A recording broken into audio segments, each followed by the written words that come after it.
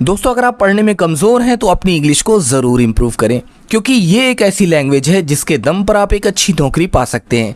तो हमारी आज की क्लास है जो 20 मिनट्स में हम इंग्लिश बोलने की प्रैक्टिस करने वाले हैं। चलिए दोस्तों शुरू करते हैं। पहला सेंटेंस है बाय द वे। इसको इंग्लिश बोलने वाले बहुत ज़्यादा इस्तेमाल में लाते हैं, बहुत ज़्यादा यूज़ करते हैं। बाय द वे, कल तुम क्या कर रहे हो ना। आपने देखा होगा कि लोग हिंदी इंग्लिश के कॉम्बिनेशन में बात करते हैं। इंग्लिश का एक छोटा सा फ्रेज़ ले लिया, फिर बाकी बात हिंदी में कर ली, फिर इंग्लिश उसमें जोड़ ली, फिर हिंदी में बात किया। इस तरह से बाय द वे का मतलब होता है वैसे। ठीक है, by the way what's your name, वैसे आपका नाम क्या है। By the way what are you doing tomorrow, आप कल क्या कर रहे हैं। बाय द वे आपके पास कितने पैसे हैं, वैसे आपके पास पैसे कितने हैं। होता है ना कि हम लोग कहते हैं वैसे, तो बाय द वे। ठीक है ना, तो बाय द वे का इस्तेमाल। फिर दूसरा जो सबसे ज़्यादा इंग्लिश बोलने वाले इस्तेमाल में लाते हैं वो है इनफैक्ट। और मैं आपको कह दूं कि बाय द वे और इनफैक्ट ये दोनों आपने बहुत बार सुना होगा। हमारे इस वीडियो में जो आज हम लेकर के आए हैं फ्रेज का कलेक्शन, इनमें आपको वैसे ही सेंटेंस मिलेंगे जो इंग्लिश बोलने वाले अपनी लाइफ में डेली यूज़ करते हैं। ठीक है, तो इनफैक्ट का मतलब होता है वास्तव में। क्या होता है? वास्तव में या फिर सच में, हम इसको कह दें वास्तव में। ठीक है, इनफैक्ट वास्तव में या फिर सच में। इनफैक्ट ऐसा है, इनफैक्ट मैं तो कह रहा था, इनफैक्ट ये चीज़ सही है, वास्तव में ये चीज़ सही है। बात समझ में आ रही? इनफैक्ट वास्तव में। तो इंग्लिश बोलने वाले इसको बहुत ज़्यादा यूज़ करते हैं। दोस्तों, आजकल मुझे थोड़ा गला मेरा ख़राब चल रहा है, हल्का सा कोल्ड हो गया है, कफ, तो इस वजह से हो सकता है आवाज़ थोड़ा अच्छी ना निकल पा रही हो। बट गाइस, मैं पूरी कोशिश कर रहा हूँ कि आपको उसी तरह पढ़ाऊँ जैसे मैं डेली पढ़ाता हूँ। उसके बाद है एट लीस्ट, जो कि बहुत यूज़ होता है, बहुत। इसको नोट कर लें। एट लीस्ट का मतलब होता है कम से कम। क्या होता है? कम से कम। अब इसका आप एग्जाम्पल देखें, कितना प्यारे एग्जाम्पल। कम से कम तुम मुझे बता तो सकते थे, एटलीस्ट यू कैन टेल। कम से कम तुम फोन कर लेते, एटलीस्ट यू कैन कॉल। ठीक है, बात समझ में आ रही है?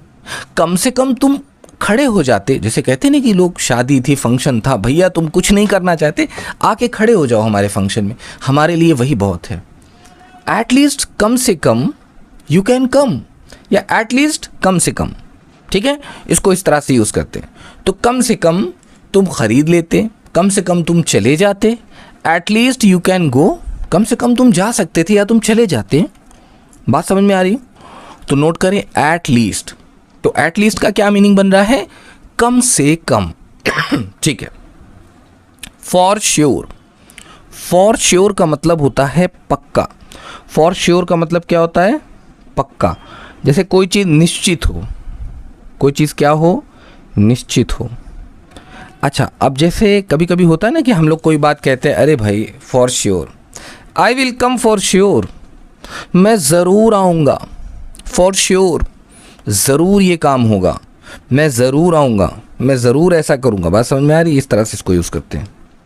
ठीक है, तो जहाँ पर कोई चीज़ श्योर है, कंफर्म है कि हाँ ये काम मैं करूँगा, तो वहाँ पर आप कहेंगे for sure, I will come for sure, I will take for sure, कि मैं इसे पक्का, मैं इसे ले लूँगा।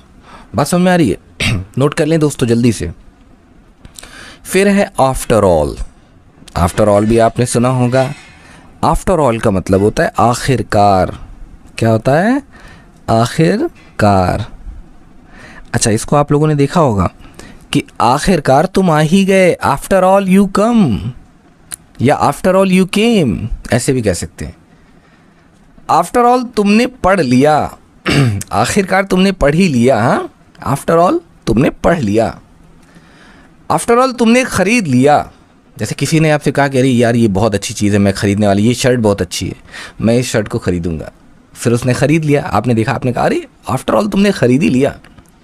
तो देखिए एक चीज़ पहले समझ लीजिए कि अगर आप एक बिगिनर हैं और आप ये सोच रहे हैं कि मैं इंग्लिश बोलूँगा and I will be very better in speaking English, तो एक दिन में तो कुछ नहीं होगा भाई।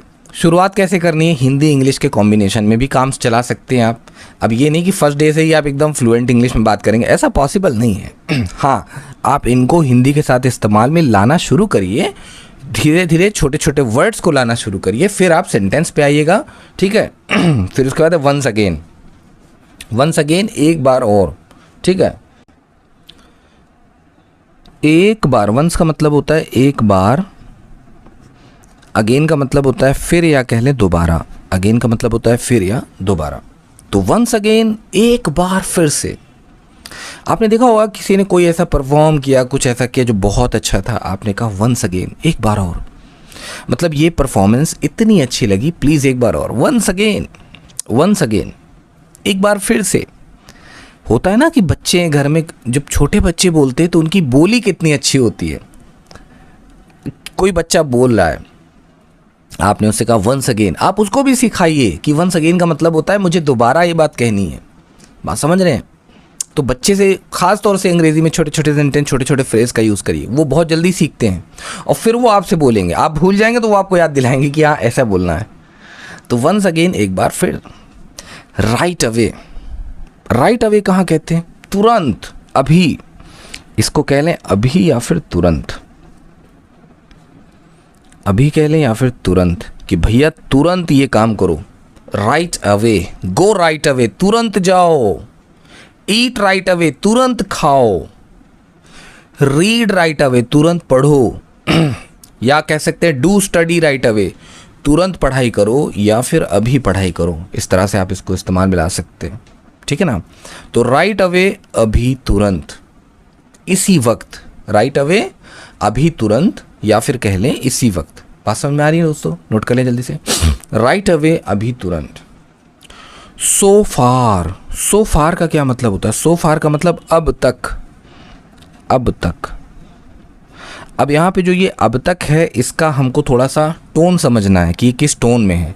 इसका मतलब है कि इतनी देर हो गई, सो फार, अभी तक नहीं हुआ, अभी तक काम नहीं हुआ, अभी तक वो नहीं आया, तो अब तक नहीं आया, सो फार, ठीक है ना। तो he has not done so far, उसने अभी तक नहीं किया। सो फार, अब तक या अभी तक। नोट कर लें इसको जल्दी से। होल्ड ऑन, होल्ड ऑन का क्या मतलब होता है? होल्ड ऑन का मतलब होता है पकड़े रहो। होल्ड ऑन, रुको, रुको या पकड़े रहो, रुको, ठीक है ना। ठहरो, चलो चलिए इसका एक मीनिंग हम लोग आज समझते हैं, रुको या ठहरो। होल्ड ऑन, रुको या ठहरो, ठीक है। फ़ोन पर भी आप लोग कहते हैं ना कि होल्ड ऑन, होल्ड कर दीजिए, फ़ोन होल्ड कर दीजिए। इसका मतलब क्या होता है? थोड़ी देर के लिए रुक जाना। तो hold on, I am coming, hold on, रुको मैं आ रहा हूँ, होल्ड ऑन। सपोज दैट कि आप कहीं गए हैं, सड़क के उस पार आपका दोस्त है, सड़क के इस पार आप खड़े हैं, आपने उसे कहा होल्ड ऑन, वहीं रुको, I am coming, hold on, I am coming, hold on, hold on, आ रहा हूँ, होल्ड ऑन। अच्छा, चाय की होटल पे बैठ के दोस्त लोग चाय पी रहे हैं, आपको देखें उनमें से एक उठ करके आपके पास आने लगे, आपने कहा होल्ड ऑन, होल्ड ऑन, वहीं रुको, hold on, I am coming, मैं आ रहा हूँ। बात समझ में आ रही? तो होल्ड ऑन, किसी काम में कोई कर रहा है उसको रोक देना, वहीं पर ठहरा देना। टेक केयर, टेक केयर का मतलब होता है ख्याल रखना। क्या होता है? ख्याल रखना। टेक केयर, ख्याल रखना। Take care of yourself, अपना ख्याल रखना, अपना ध्यान रखना। जैसे ध्यान रखने के सेंस में भी हम लोग टेक केयर का यूज़ करते हैं कि टेक केयर, अपना ध्यान रखना, टेक केयर, अपना ख्याल रखना। Take care of yourself, take care. अच्छा, इसको आप लोगों ने देखा होगा हिंदी में हम लोग आम जो बात करते हैं नॉर्मल लैंग्वेज में, तो वहाँ पर भी टेक केयर वर्ड का यूज़ करते हैं ना, टेक केयर। वाई नॉट, इसको भी बहुत ज़्यादा इस्तेमाल में लाया जाता है इंग्लिश स्पीकिंग में। क्यों नहीं, क्यों नहीं, वाई नॉट, क्यों नहीं। आपसे किसी ने कहा कि घूमने चलना है, आपने कहा वाई नॉट, क्यों नहीं। तो इस तरह से दोस्तों यूज़ करते हैं वाई नॉट, क्यों नहीं। यानी हाँ ये काम करना है, वाई नॉट, क्यों नहीं। एज इफ़, देखिए इसका भी इस्तेमाल बहुत होता है। एज इफ़, नोट कर लें इसको जल्दी से। जैसे कि, एज इफ का मतलब क्या होता है, जैसे कि, एज इफ जैसे कि या जैसे यदि, उस तरह भी यूज़ कर सकते हैं, ठीक है। नो वे, नो वे का मतलब क्या होता है, नो वे का मतलब होता है बिल्कुल भी चांस नहीं, बिल्कुल नहीं, क्या, बिल्कुल नहीं। तो ये जो नहीं है ये एकदम 100% वाली नहीं है कि किसी बात के लिए, किसी चीज़ के लिए बिल्कुल मना कर दिया गया कि भैया बिल्कुल भी नहीं, नो वे, कोई चांस नहीं, सवाल ही नहीं उठता, नो वे, ठीक है। नोट कर लें इसको जल्दी से, फिर आगे बढ़ते हैं। फिर है एट लीस्ट। एट लीस्ट का मतलब होता है कम से कम, ठीक है। एट लीस्ट का मतलब क्या होता है, कम से कम। अभी इससे पहले भी आया था, आप लोगों ने पढ़ा ना, एट लीस्ट, एट लास्ट है ये, सॉरी एट लास्ट है। उसके बाद है एट लास्ट। एट लास्ट का मतलब होता है अंततः या आखिर में। तो एट लास्ट तुमने खरीद ही लिया, एट लास्ट तुमने ले ही लिया, एट लास्ट तुम आ ही गए। तो दोस्तों इस तरह से हम इसका यूज़ करेंगे अपनी डेली लाइफ में। एज वेल, एज वेल का मतलब होता है भी, एज वेल भी, साथ साथ या भी के सेंस में भी इसको यूज़ करते हैं। What else, what else, what का मतलब होता है क्या, और, व्हाट एल्स और क्या, व्हाट एल्स और क्या, ठीक है ना। तो इसके अलावा भी दोस्तों आप पूछ सकते हैं, भैया आपने किसी को कुछ दिया, अब उसके बाद आप पूछे और क्या चाहिए, व्हाट एल्स, इसके अलावा और क्या चाहिए। तो जैसे सपोज दैट कि वेटर आता है, उसने आपको खाना दिया, फिर पानी लिया, अब उसके बाद वेटर पूछेगा कि सर व्हाट एल्स, सर इसके अलावा और क्या लाऊं, है ना। तो इसी तरह से आप किसी को कुछ दे रहे हैं, कोई बात हो रही है, कुछ आप चाहते हैं उससे पूछना भैया और कुछ, एनीथिंग एल्स भी कहते हैं कहीं कहीं पर, और व्हाट एल्स भी कहते हैं कि और क्या, ठीक है। फिर है ऑफ कोर्स। ऑफ कोर्स का मतलब होता है अवश्य, अवश्य, ऑफ कोर्स अवश्य, या फिर इसको ज़रूर भी कह सकते हैं, ठीक है। ऑफ कोर्स, अवश्य या ज़रूर, इस तरह से कहेंगे। फिर है नेवर माइंड। नेवर माइंड का मतलब कोई बात नहीं। नेवर माइंड मीन्स क्या होता है, कोई बात नहीं, यानी फिक्र ना करें, कोई दिक्कत नहीं है, कोई परेशानी नहीं है, नेवर माइंड, कोई बात नहीं। नोट कर लें दोस्तों जल्दी से इसको, नेवर माइंड, कोई बात नहीं, ठीक है। उसके बाद है all right. All right, all right का मतलब होता है ठीक है, ऑल राइट, ठीक है, कोई दिक्कत की बात नहीं। देखिए नेवर माइंड का भी इस्तेमाल दोस्तों कहाँ पे करेंगे, जहाँ पर आपको लगता है कि कोई आदमी बुरा मान जाएगा, आपने कहा नेवर माइंड, बुरा ना माने, ठीक है ना। या किसी से आपने पूछा, किसी और ने आपसे पूछा कि भाई तुम्हें बुरा तो नहीं लगा, तो आपने कहा नेवर माइंड, कोई बात नहीं। आप हर्ट हुए, आपको दुख हुआ किसी बात से, फिर अगले को रियलाइज़ हुआ कि अरे हमने अगले आदमी को दुखी कर दिया, उसने आपसे कहा माफ़ी मांगी, तो आपने कहा नेवर माइंड, कोई बात नहीं, कोई बात नहीं। ऑल राइट, ठीक है, ऑल राइट भी कह सकते हैं, ऑल राइट भी यूज़ कर सकते हैं, दोनों यूज़ कर सकते हैं सेम सिचुएशन में, ठीक है। अलग अलग कहने के दोस्तों तरीके हैं। सो वॉट, सो वॉट का मतलब होता है तो क्या, सो वॉट, तो क्या। मैं नहीं गया, सो वॉट, तो क्या हुआ, तुम अगर नहीं गए तो कौन सी आफत आ गई, सो वॉट, तो क्या, ठीक है।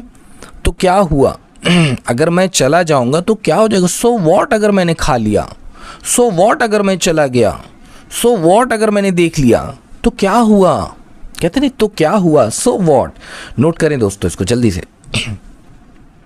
तो गाइज आप भी अगर अपनी इंग्लिश स्पीकिंग को इम्प्रूव करना चाहते हैं, कम्युनिकेशन को बेहतर बनाना चाहते हैं, तो डेली कम से कम 5 से 7 सेंटेंस का अभ्यास करें। करने का तरीका बहुत सिंपल है। जो भी वीडियोस में आपको सेंटेंस मिलते हैं, फ्रेजेस मिलते हैं, या फिर एक्शन जो मैं सिखाता हूँ अकॉर्डिंग टू डिफरेंट वर्ब्स, तो उनको आपको डेली लाइफ में यूज़ करना है। एक बात याद रखिएगा, अंग्रेज़ी बोलने के लिए सारी चीज़ें बहुत इंपॉर्टेंट हैं। हर चीज़ आपके डेली कन्वर्सेशन में आएगी काम, आप उसे यूज़ कर पाएंगे, ठीक है। तो इस तरह से अभ्यास करें, डेली आप प्रैक्टिस करते रहेंगे। वैसे मैं बहुत बोल नहीं पा रहा क्योंकि गले में प्रॉपर मुझे खांसी आ रही दोस्तों, लेकिन प्रयास यही है कि मैं आपको समझा सकूं। थोड़ा सा आवाज़ मेरी अच्छी कम होगी, उसके लिए मैं अपोलोजाइज़ चाहता हूं, क्षमा प्रार्थी हूं सभी से। आई अग्री यानी मैं सहमत हूँ। मैं क्या हूँ, मैं सहमत हूँ, मैं सहमत हूँ। अग्री का मतलब होता है सहमत होना, ठीक है, क्या होना, सहमत। आई अग्री, मैं सहमत हूँ। अग्री का मतलब होता है सहमत होना, यानी मैं सहमत हूँ या कह ले मैं राज़ी हूँ।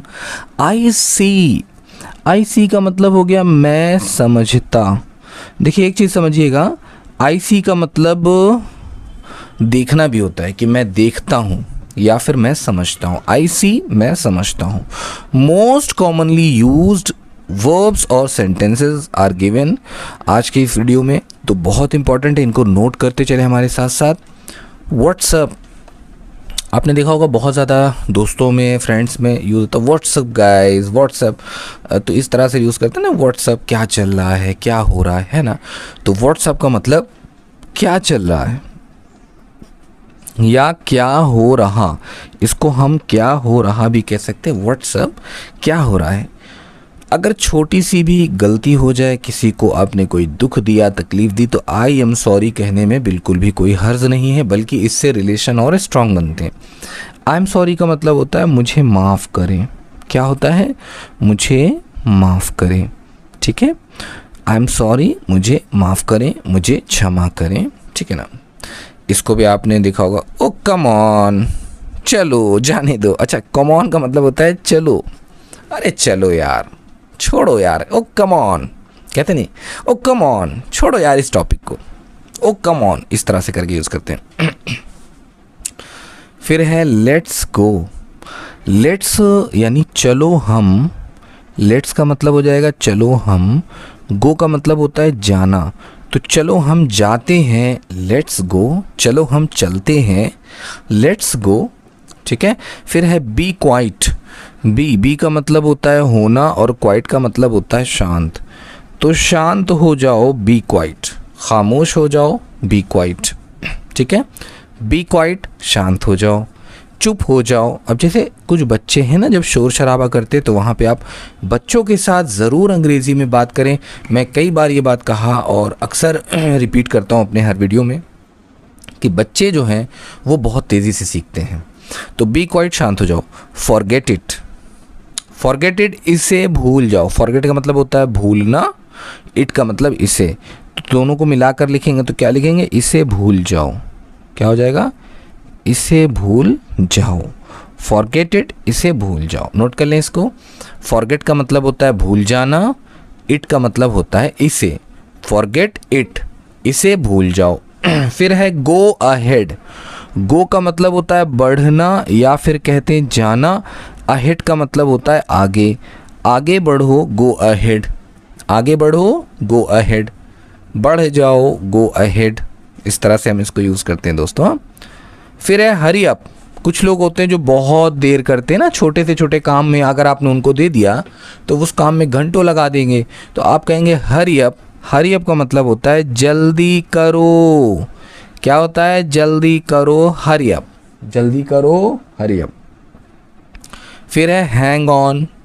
हैंग ऑन का मतलब क्या होता है, अभी इससे आपने क्या सीखा था, इससे पहले आपने होल्ड ऑन सीखा था, अब ये है हैंग ऑन। हैंग ऑन का मतलब होता है रुको, ठीक है, रुको, हैंग ऑन, रुको या ठहरो। वॉच आउट वर्ड का यूज़ करते हैं इसका कि ध्यान से या संभल कर, या फिर कह लें ध्यान रखना, ध्यान रखना, वॉच आउट, ध्यान रखना, वॉच आउट। It's fine.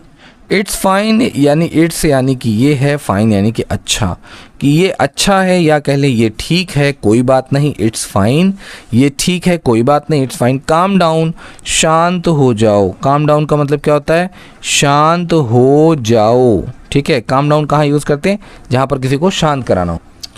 तो जैसे कोई बहुत नाराज़ है, बहुत ज़्यादा नाराज़ है, उसको शांत कराने के लिए आपने कहा काम डाउन, शांत हो जाओ, खामोश हो जाओ। फिर है नॉट येट। नॉट येट मैं आपको दे रहा हूँ होमवर्क।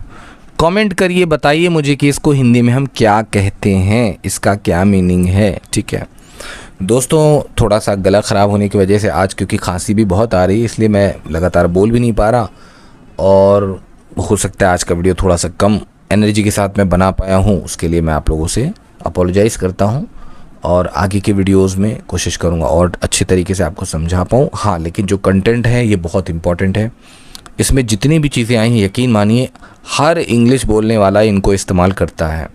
तो इसलिए आप इसको ये चीज़ समझ के चलिएगा कि अगर हमको अंग्रेज़ी में बात करनी है तो हमें ये ज़रूर सीखना है, ठीक है। तो इसको ज़रूर से सीखें, प्रैक्टिस करें, इस पर बात करें। मिलेंगे फिर से एक नए वीडियो में। Thank you so much for watching this video guys. Keep watching and keep learning guys.